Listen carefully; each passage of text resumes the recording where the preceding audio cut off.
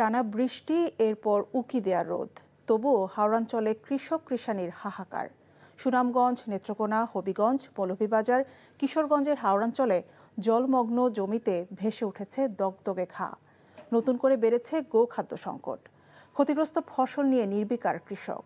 ইমরুল কায়েসের desk report. সুনামগঞ্জের বিস্তীর্ণ হাওর এখনো জলমগ্ন। পানির নিচে তলিয়ে যাওয়া কৃষকের সোনালী স্বপ্নগুলো পচে দুর্গন্ধ ছড়াচ্ছে। তবুও কৃষকের প্রাণান্ত চেষ্টা, কিভাবে দুর্দশা মারিয়ে সচল রাখা যায় জীবনের চাকা।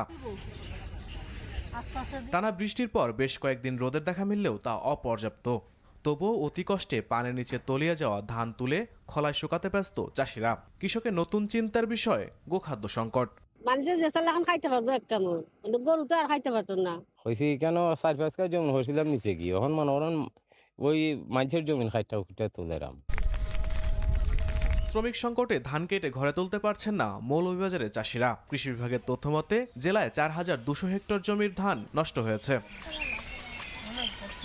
অতিবৃষ্টি ও ঢলের পানিতে নেত্রকোনার মোহনগঞ্জ ও খালিয়াজুড়ি উপজেলার বোরোরাবাদ ক্ষতিগ্রস্ত হয়েছে। হাওরের চাষিদের সব ধরনের সহযোগিতার আশ্বাস দিয়েছেন সংসদ সদস্য লুৎফুজ্জামান বাবর। এই যারা ক্ষতিগ্রস্ত, আমরা এই ক্ষতিগ্রস্ত বলতে এখানে যেটা মনে করি, যারা বর্গা দিচ্ছে তারা না, যারা বর্গা নিচ্ছে সে তো বছর নিচ্ছে নগদ টাকা দিয়া, এবং আবার চাষও করছে, চাষের জন্য ইনভেস্টমেন্ট করছে, সে তারা পাবে। আর যারা কৃষক অল্প জমি আছে, নিজের জমি নিজে চাষ করছে, তারাও ক্ষতিগ্রস্ত হয়েছে। এই দুটো শ্রেণী পাবে। নদ নদীর পানি কমায় পরিস্থিতি উন্নতি হচ্ছে কিশোরগঞ্জের হাওরে।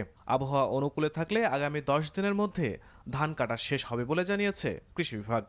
Imrul Kayes, NTV news desk.